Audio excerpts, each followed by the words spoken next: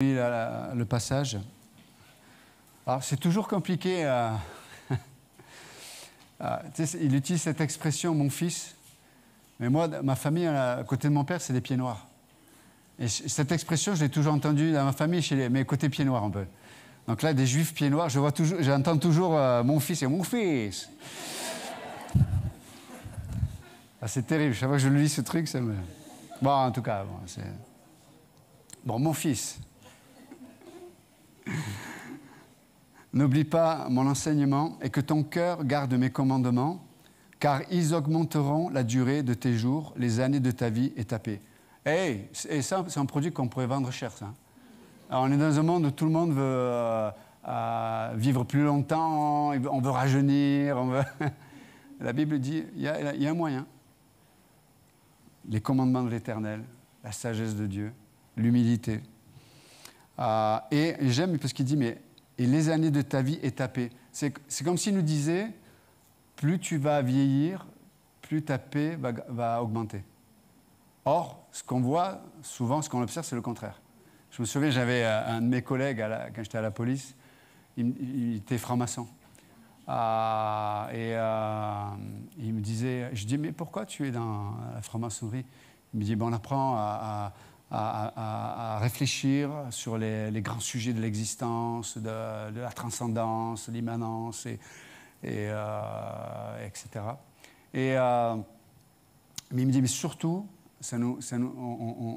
on essaie de se préparer à avoir la paix avant de rencontrer la mort. Ah. Je dis, OK, bon, bonne chance, je ne vais pas y arriver. Bon, je n'ai pas dit ça, mais j'y ai pensé. Mais nous, là, l'auteur, il nous dit quoi? Il nous dit que si on fait ce qu'il nous dit, n'oublie pas mon enseignement et que ton cœur garde mes commandements, il y a un poids sur le cœur, sur l'âme et sur le psyché et les émotions qui font que ta vie sera plus longue. C'est comme une causalité, en fait. La causalité, c'est que ton corps et ton cœur et tes émotions et ton psyché ne porteront pas des choses qui enlèvent, littéralement, qui enlèvent des années de ta vie. Vous savez que du stress, de l'angoisse, des craintes qui ne sont pas traitées devant Dieu, on ne peut pas s'empêcher d'en avoir, mais qui prennent une place, qui nous amène une angoisse, ça enlève des années de nos vies. C'est terrible, hein? Mais là, il dit que, voilà, celui qui n'oublie pas l'enseignement et qui garde dans son cœur les commandements de Dieu, ça prolonge notre vie. En général, hein, et il y a des gens qui le font, qui peuvent mourir jeunes. Vous comprenez, c'est proverbe, c'est en général. Parce que j'entends certains dire, ouais, moi je connais, ouais, mais je sais, tu connais, moi aussi. Mais, et puis, il parle de la paix. C'est-à-dire, et plus on va aller vers la mort, hein, mais plus notre paix va augmenter. Wow. Ça, c'est pas naturel, non? Wow. Eh bien, c'est ce qu'il nous dit. C'est extraordinaire. Et puis, là, je ne vais pas commenter tout, vous en faites pas, je vais vous faire vous asseoir, mais il dit, verset 3, « Que la loyauté et la vérité ne t'abandonnent pas, lis-les à ton cou, écris-les sur la table de ton cœur, tu acquériras ainsi, grâce et bon sens aux yeux de Dieu et des humains. Confie-toi en l'Éternel de tout ton cœur. » Là, on revient un peu à ce que disait Pasteur Georges. On va en parler si on a le temps. Mais confie-toi en l'Éternel de tout ton cœur et ne t'appuie pas sur ton intelligence. Reconnais-le dans toutes tes voies et c'est lui qui aplanira tes sentiers. Waouh! Ouais, j'aurais tellement de choses à dire. Mais ne sois pas sage à tes propres yeux. Crains l'Éternel, écarte-toi du mal.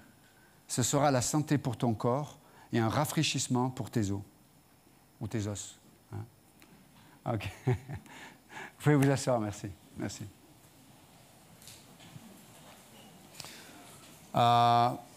Donc pour les quelques minutes qui nous restent encore ensemble, on va rentrer un peu dans l'étude de mots, mais j'aime le cœur de Dieu qui nous donne sa sagesse. Dieu aurait pu garder pour lui certaines choses, mais il a choisi de nous révéler sa sagesse pour que nous puissions appréhender les réalités de l'existence avec les moyens de le rencontrer, les moyens de le vivre dans la paix, les moyens de recevoir sa provision. Dieu s'est engagé à une provision. Il ne s'est pas engagé à nous éviter les épreuves, mais il s'est engagé à ce qu'il y ait une provision parfaite dans l'épreuve, ou l'existence, ou même Dieu, ou les situations, ou les conséquences des fois de nos décisions, des bonnes décisions ou des mauvaises décisions peuvent nous amener. Donc, et j'aime le cœur de Dieu qui nous donne les moyens de le vivre. Et après, il continue, verset 3, il dit que, alors j'ai une version, mais la version que j'ai, elle est un peu mieux, il dit, mais que la bonté et la fidélité ne t'abandonnent pas, liés à ton cou, écris-les sur la table de ton cœur. Donc, juste pour rappel, c'est que les 12 premiers versets du chapitre 3, il y a des doublés. Il y a une exhortation et puis après une bénédiction juste après. Et souvent, l'exhortation, elle est introduite par la négative. N'abandonne pas. Qu'est-ce qu'il est dit là? Il dit, mais n'oublie pas, n'abandonne pas. Qu'est-ce qu'il y a encore? Ne t'appuie pas sur ton intelligence. Ne sois pas sage. Donc, c'est comme si, d'abord, il y a quelque chose qu'on ne doit pas faire avant de pouvoir avoir la capacité de faire ce qu'on doit faire. Pourquoi? Parce que l'auteur connaît la nature humaine. Notre première réaction, c'est de faire ce qu'il ne faut pas, de penser comme il ne faudrait pas, de prendre émotionnellement la chose comme il ne faut pas non plus. Vous voyez? Il dit, et donc c'est pour ça qu'il commence l'exhortation par la négative. N'abandonne pas, ne t'appuie pas. Il y a des choses que tu ne dois pas faire pour pouvoir recevoir la capacité de faire ce qu'il faut faire, ou de penser comme il faut penser, de parler comme il faut parler, de voir les situations comme il faut les voir. D'accord? Et des fois, c'est ce qui nous empêche de voir comme il faudrait voir, de faire ce qu'il faudrait faire, etc. Ce qui nous empêche de vivre ça, c'est que on ne traite pas la première partie. N'abandonne pas.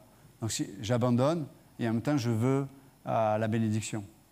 Mais Dieu dit non, tu ne peux pas recevoir ce que je veux te donner parce que la place est déjà prise.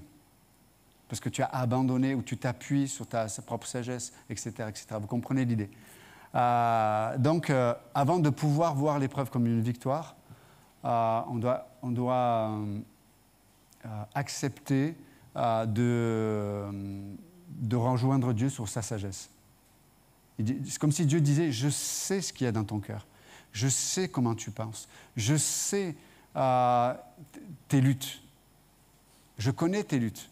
Et là, il dit premièrement, n'oublie pas, parce que je sais, vous avez l'amnésie, vous savez, des fois on peut avoir un choc, vous avez déjà vu le film La mémoire dans la peau?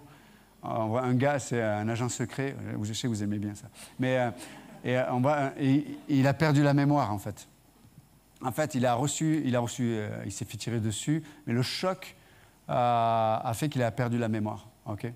Mais des fois, les situations peuvent être tellement violentes, des fois, on peut rencontrer des événements qui nous choquent. Et là, l'auteur dit, mais ça peut amener une amnésie spirituelle. Tu peux oublier les fondamentaux, tu peux oublier les bases. C'est comme, je ne me souviens plus, quoi. Et là, l'auteur dit, n'oublie pas. N'oublie pas. Si toi, tu oublies, approche-toi des gens qui, eux, vont te rappeler. Parce que des fois, on n'a pas la capacité en nous-mêmes de se souvenir. Mais mets-toi avec des gens qui vont te rappeler. Tu dis, ah oui. Mais aie la bonne attitude. Parce que des fois, on oublie, parce qu'on est choqué dans la situation, et quelqu'un va nous dire quelque chose d'évident peut-être, mais on peut mal le prendre. Et pour qui se prend? Pourquoi elle me dit ça? Pourquoi? Non, ne le prends pas mal, ne sois pas vexé. Et essaie d'écouter Dieu, ce que Dieu a à dire. Et donc, il dit, mais n'abandonne pas. Mais là, je pourrais revenir à notre passage, il dit que la bonté et la fidélité ne t'abandonnent pas. Waouh! Et j'aime ces deux mots-là sur la bonté et la fidélité. Et le mot bonté, c'est le mot hesed en hébreu. Ça parle de la grâce, de la miséricorde, mais ça parle surtout de la loyauté dans le cadre d'un engagement ou d'une alliance. Ça parle de la loyauté dans le cadre d'un engagement ou d'une alliance. Waouh! C'est ça le mot Hesed, là. Et là, il ne parle pas de la bonté de Dieu envers nous. Il parle que toi, tu t'attaches à manifester cette bonté-là, d'être loyal. Et s'il y a bien quelque chose qu'on voit comme une denrée rare de plus en plus, c'est la loyauté. C'est vrai ou pas? La loyauté. Et là, ça parle d'une loyauté, d'un engagement. Enfin, c'est la loyauté qui est liée à un engagement. C'est pour ça que les gens ne veulent plus prendre d'engagement aujourd'hui.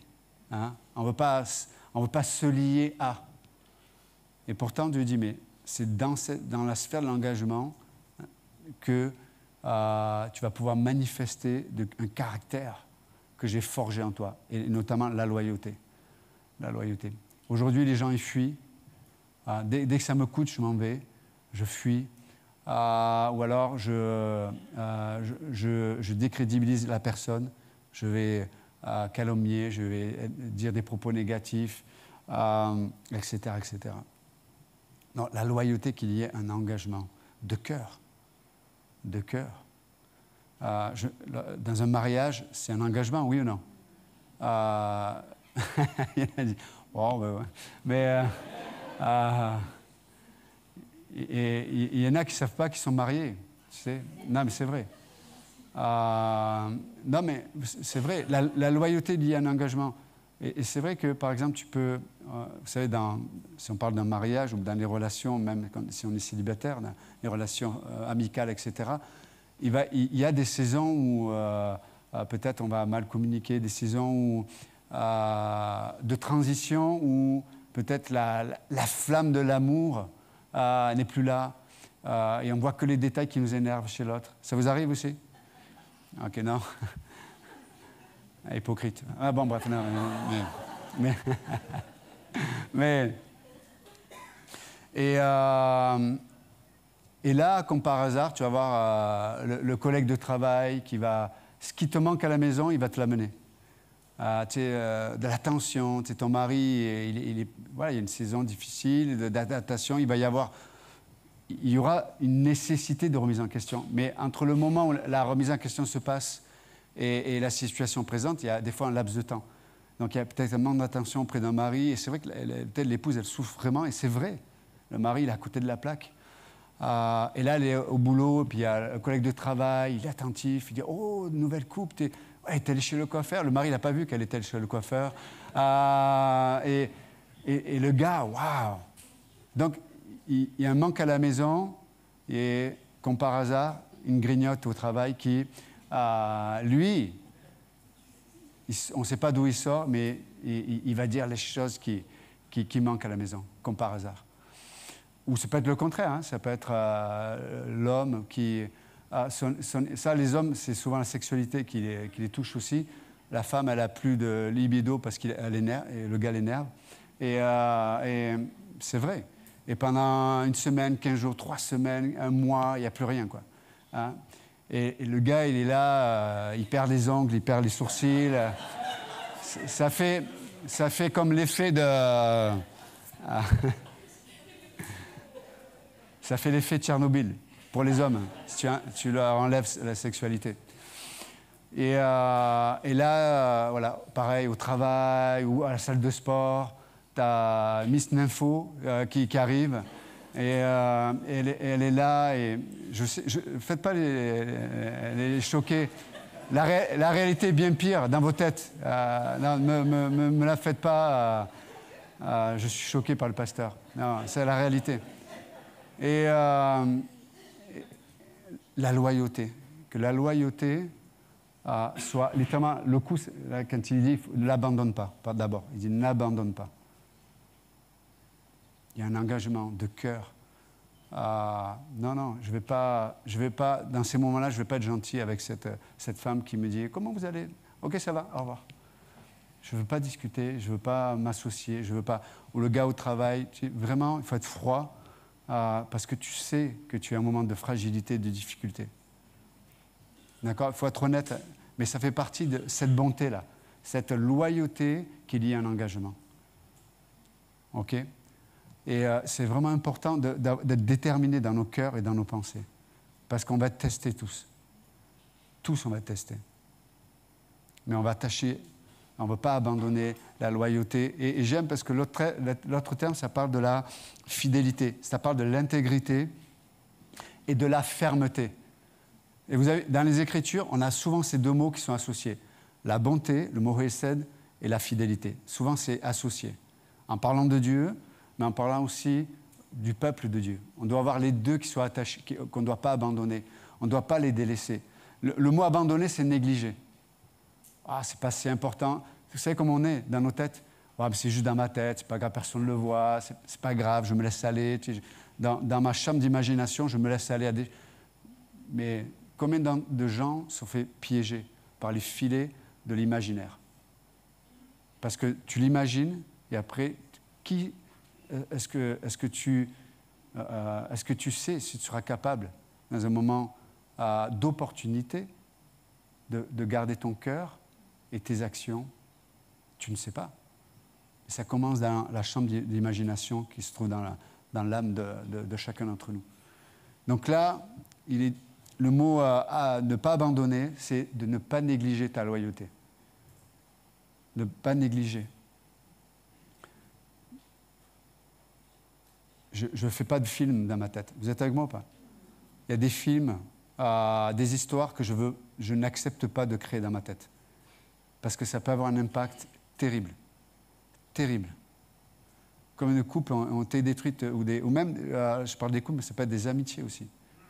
On est dans l'imaginaire et on met des attentes sur les gens, sur soi-même déjà, mais sur les gens, qui font qu'à un moment donné, lorsque les attentes ne sont pas rencontrées, même des amitiés profondes qui sont là depuis des années peuvent briser en un instant. Mais que la loyauté et la fidélité, l'intégrité, tu ne l'abandonnes pas. Tu ne le négliges pas. Tu ne le négliges pas. Vous savez, on néglige les choses dont on ne se sert pas, c'est vrai pas? Ça vous est arrivé d'acheter quelque chose, quand c'est nouveau, tu l'utilises tous les jours, tu es là, tu prends attention, tu nettoies. Les hommes, ça peut être un véhicule, les femmes, c'est un aspirateur, par exemple. Mais... non, mais... Non.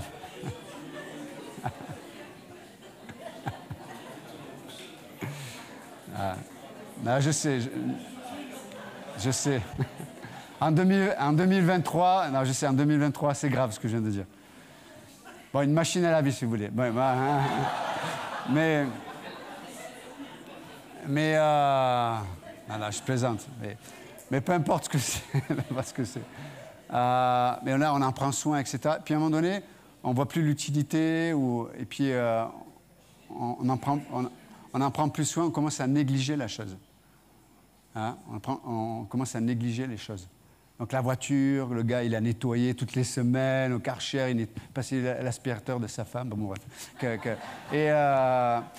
Et au bout de 6 mois, 1 an, la voiture est pourrie, il n'y a plus rien qui est rangé, il faut faire la révision, on ne la fait pas.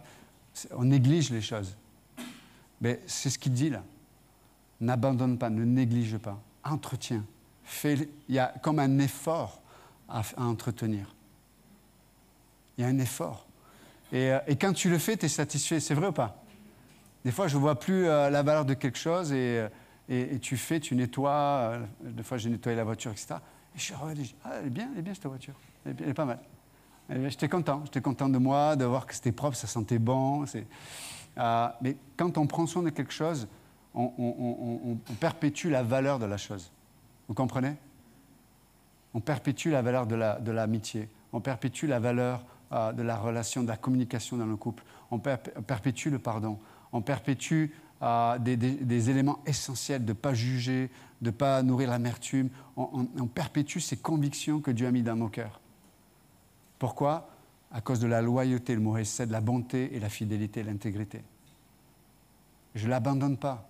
Je n'abandonne pas. Je sais encore une fois que c'est plus facile d'abandonner que de continuer, surtout s'il y a de la souffrance. Mais des fois, au bout de la souffrance, il y a la victoire. elle est déjà donnée par Dieu. Mais des fois, dans mon expérience, il y a un cheminement qui doit se faire.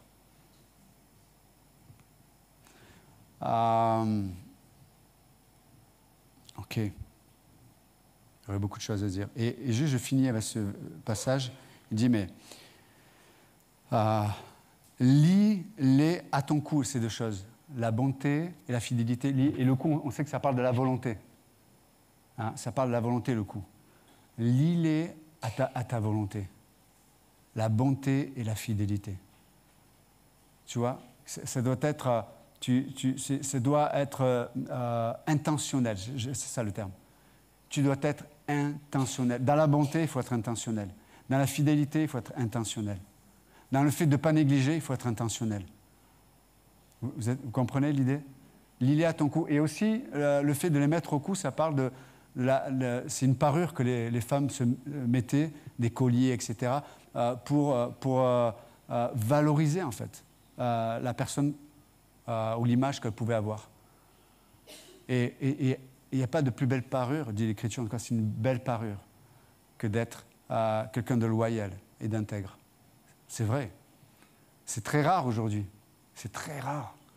Par exemple, moi, quand j'étais au travail, la parole de Dieu est claire. On doit pas...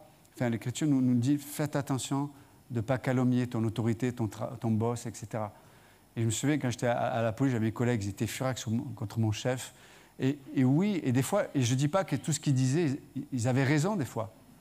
Mais l'attitude, tu vois, de s'entretenir dans le secret, et on critique le gars, etc., j'aime pas ça.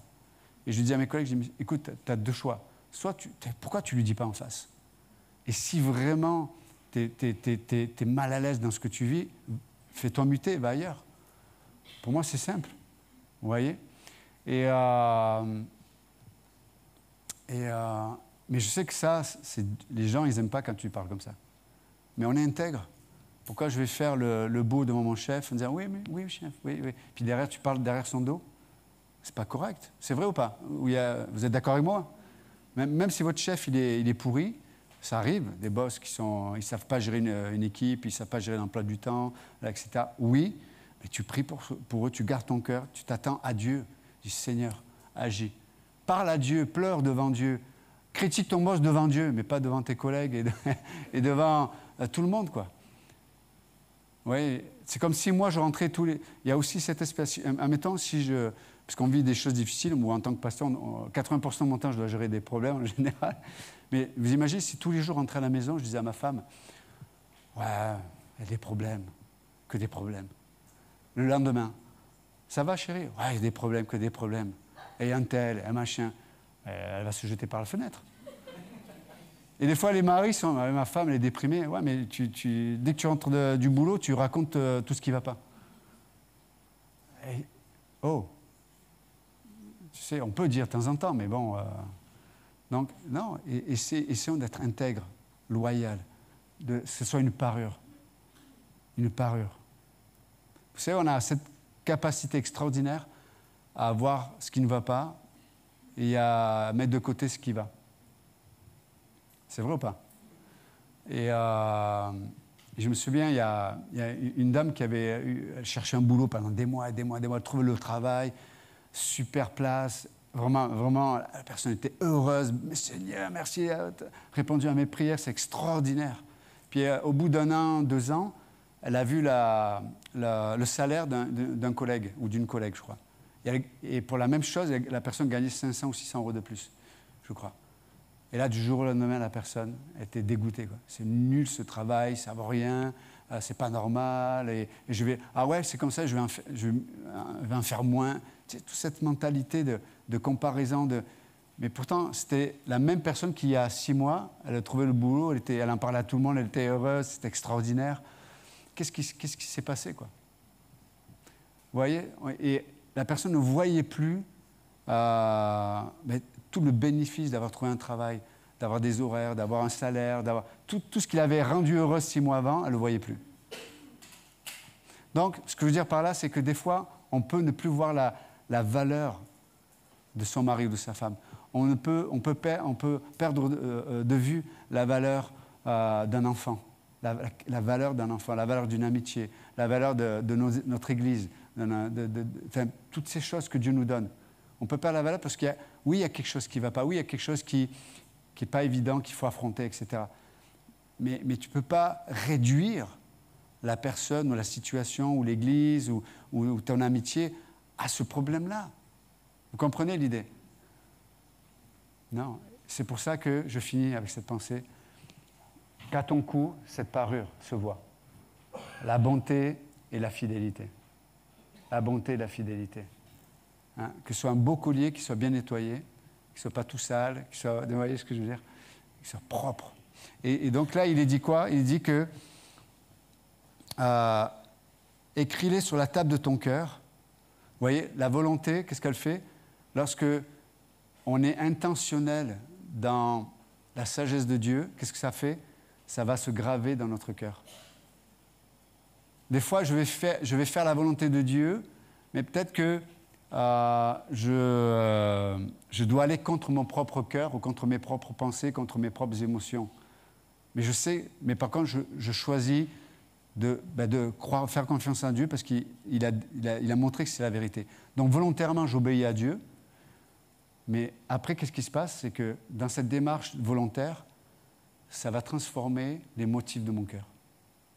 Et mon cœur, et du coup, ce sera plus simplement une intention de la volonté, ce sera une intention de la motivation.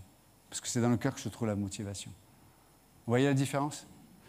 Et pour finir, il dit quoi? Tu acquerras ainsi grâce et bon sens aux yeux de Dieu et des humains. Une bonne renommée, c'est ça en fait, l'idée. Ça parle d'une raison saine et ça produit la bonne réputation. Tu sais, c'est comme quand tu vas mourir, qu'est-ce que tu veux lorsqu'on pense à toi? Tu veux qu'on se souvienne de quoi lorsqu'on pense à toi? Je ne parle pas de la mort, je souhaite la mort de personne, mais si on doit mourir là, qu'est-ce qu'on laisse? Si les gens pensent à nous, qu'est-ce qui va rester en fait? C'est ça la bonne réputation. Qu'est-ce que les gens pensent de nous? Qu'est-ce que les gens disent de nous? Ouais. Et c'est un peu ce que Moïse dit à Dieu.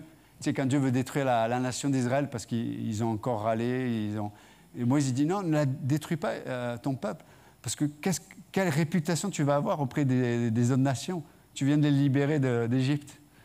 Et Dieu dit ok, c'est une bon argument.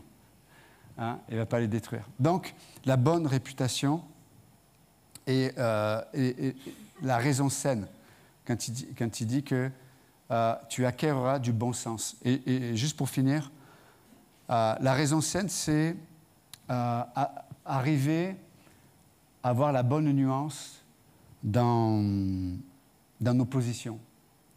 Des fois, on manque de nuance dans notre façon de parler, dans notre façon de penser, dans notre façon de réagir dans les situations.